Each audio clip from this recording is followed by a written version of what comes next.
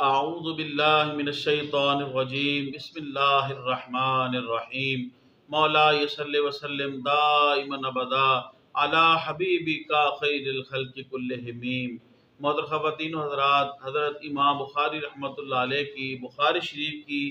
حدیث نمبر 36 آپ کے سامنے بیان کرنے کی سعادت حاصل ہو رہی ہے۔ حضرت امام بخاری رحمۃ اللہ علیہ روایت کرتے ہیں، حرمی بن حفص نے حدیث بیان کی۔ انہوں نے کہا کہ ہمیں عبد الواحد نے حدیث بیان کی۔ انہوں نے کہا ہمیں عمارہ نے حدیث بیان کی۔ انہوں نے کہا ہمیں ابو زرعہ بن عمر بن جریر نے حدیث بیان کی۔ انہوں نے کہا کہ میں نے سیدنا ابو ہریرہ رضی اللہ تعالی عنہ سے سنا کہ نبی کریم صلی اللہ تعالی علیہ وآلہ وسلم نے ارشاد فرمایا، اللہ اس کا ضامن ہے کہ جو شخص اللہ کی راہ میں گھر سے نکلا اور اس کا گھر سے نکلنا صرف مجھ پر ایمان اور میرے رسولوں کی تصدیق کی وجہ سے تھا، میں اس کو اس کے حاصل کردہ اجر یا مال غنیمت کے سال لوٹاؤں یا اس کو جنت میں داخل کروں، اور اگر میں اپنی امت پر دشوار نہ سمجھتا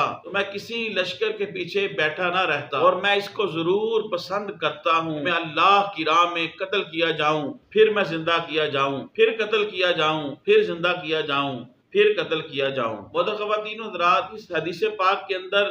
جہاد، شہادت اور شہید کی فضیلت بیان کی گئی ہے، اور یہ حدیث پاک سے اس چیز کا جواز ملتا ہے کہ شہادت کی تمنا کرنا، آرزو کرنا، دعا کرنا یہ سنت بھی ہے اور جائز بھی ہے۔ اسی طرح اس حدیث پاک سے یہ بھی ثابت ہوتا ہے کہ ہر نیک کام کی تمنا کرنا جائز ہے۔ جب دو مصلحتوں کے درمیان تعارض آ جائے تو جو راجح مصلحت ہو اس کے اوپر عمل کرنا چاہیے اور مرجو مصلحت کو چھوڑ دینا چاہیے۔ تو اس سے یہ سمجھ آتا ہے کہ مسلمان کو دوسرے مسلمان کے لیے آسانیاں پیدا کرنا چاہیے، اور ہر وہ کام جس کے اندر مشقت ہو اس میں آسانی پیدا کرنا یا آسانی ڈھونڈنا، یا کوئی ایسی مصلحت یا ایسی شک نکلتی ہو کہ جس سے اس کے اندر آسانی پیدا ہو رہی ہو اور اللہ اور اس کا رسول بھی اس سے ناراض نہ ہو رہا ہو، یا قرآن و حدیث کی جو بنیادی اساس ہیں اس کے اپوزٹ کام نہ ہو رہا ہو، اور کوئی مصلحت اسلام کے دائرہ کار کے اندر رہتے ہوئے نکل رہی ہو، تو اس مصلحت کو اپنانا چاہیے اور آسانی کو لے لینا چاہیے۔ اس حدیث پاک کے اوپر ایک اشکال یا ایک سوال ذہن میں آتا ہے کہ اس حدیث پاک میں کہا گیا کہ بہر صورت جب مجاہد واپس پلٹتا ہے تو اس کو مال غنیمت بھی ملتا ہے اور اجر و ثواب بھی ملتا ہے، حالانکہ دوسری ایک حدیث پاک جس کے اندر مفہوم یہ ہے کہ جب مجاہد جہاد کر کے واپس آتا ہے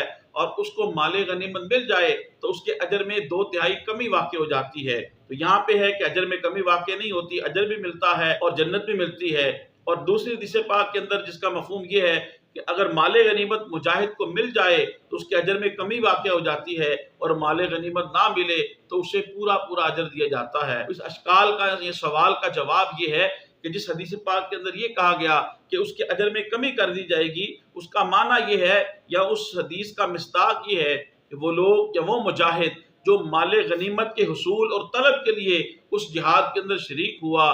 اس مجاہد کے اوپر یہ حدیث منطبق ہوگی اور اس کے اوپر صادق آئے گی کہ اس کے اجر و ثواب میں کمی واقع ہوگی۔ لیکن وہ مجاہد جو صرف للہ فی اللہ اور اسے مال غنیمت کی کوئی طلب اور کوئی اسے لالچ نہ تھی، صرف للہ فی اللہ جہاد کے اندر گیا، اور جب وہ پلٹا تو اسے